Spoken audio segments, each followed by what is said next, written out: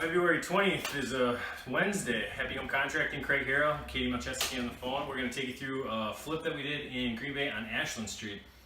This started off as an investor came to us. He had inherited an upper-lower duplex, and both states of the duplex are kind of in disrepair. So we tackled the upstairs first, and it started off as just a one-room project, and then expanded into we did the whole house. So just starting in the kitchen here, this is actually the last phase of the project. This is the project we just completed, but we had wallboard all throughout all the walls here, that vertical kind of T111-ish, the thin board. So that all got ripped down. There's lath and plaster behind it, so some of the plaster was in good enough shape we could just skip trowel over it and we could keep it. But then the rest of basically the whole upstairs, we put a wainscoting on, kept the trim on the bottom because it was in good shape, just put a white coat of paint on it. But then put this chair rail on top.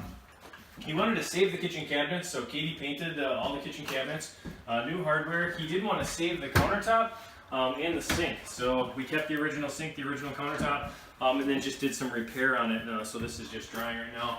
But put wainscoting back on this wall. This wall had to get totally torn open because just behind that is actually the tub and the toilet and vanity, which basically needed to be totally replumbed. So this whole wall was exposed at one point. Just heading down, I guess last thing in this room, we did put a new service door in. The service door that was in here was like 40 years old, and the wind kept blowing it open. So tore that out, installed the new service door, and now he's got that bolt and a bottom on it. And then also new window, just a single hung window. I took out the old wood ones. I guess let's go check out the bedrooms next. All right, we're in what was bedroom 3, what is now the living room. This was a 3-bedroom upper. The investor turned it into a 2-bedroom upper. So this is kind of the living room area, otherwise there really isn't one.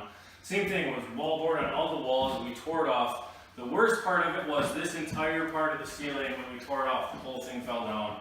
All the lath and all the plaster. I shouldn't say the lath, but all the plaster.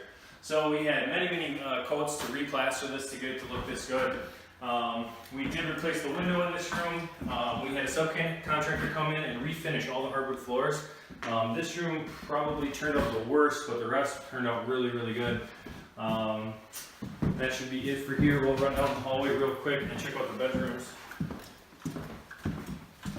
So same thing, wainscoting all throughout the hardware, or all throughout the hallway.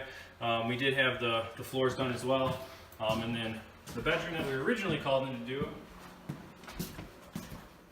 same thing, wallboard all throughout, so pull off the wallboard, and then a lot of the plaster in this room fell off, so a whole huge piece here fell down.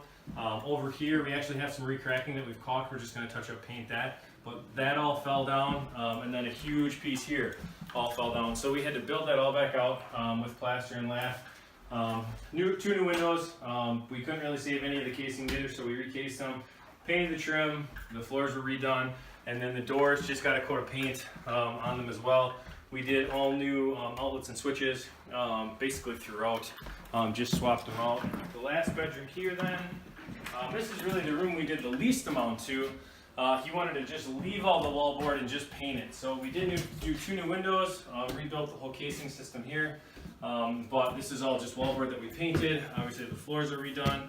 And then we did paint the doors, put a fresh coat of paint on the trim and the crown up here. So that is the bedrooms. We will go check out the bathroom next. All right, finally we're in the bathroom. The bathroom was a total gut job.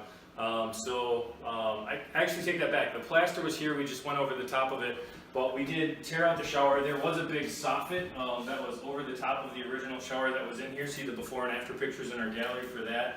The tub was just drywalled, or just lath and plaster all the way around, and due to the use of it, it was starting to eat away at the plaster. Plaster doesn't really like moisture that long, so we tore all that out. We put in tile, and then we wanted to continue the same wainscoting look, or I should say the investor wanted to, all the way around. He didn't want to keep the original medicine cabinet, so we did just paint it, and then we did need to add GFCI down here per code, so this needed to get kind of reworked, rebuilt, brought in an electrician to do that. But then set the vanity, new toilet. We did the little hexagon tile all throughout the floor. So there was a small tile that was on the floor, but took all that out. Katie cleaned the tub up really good. It could probably still stand to get resurfaced, but that will be up to the investor if he wants to do that later.